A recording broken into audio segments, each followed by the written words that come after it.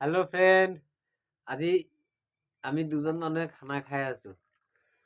তিনিজন আছো। এতিয়া মই এজন নাই দুজন আছো, বনাই আছো।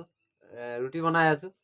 এয়া ৰুটি অলৰেডি ৰুটিটো বনাই হৈ গৈছে। ইয়াক এতিয়া গৰম কৰি ৰাখি থম। এতিয়া বৰ্তমান চাহ খাব ধৰিছো।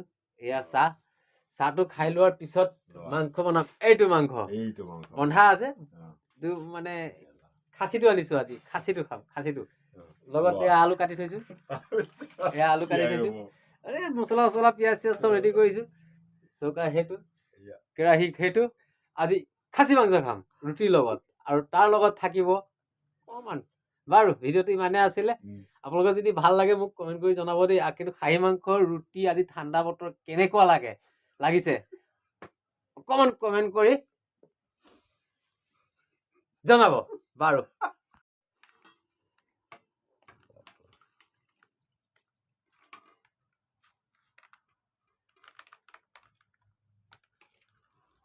দুবাৰমান এনেকৈ ধৰিব লাগিব, তাৰপিছত আহি থাকিব লাগে গাড়ীখন লাইনলৈ গিলাচ জ্বলাই ৰুটি লৈ খাওক।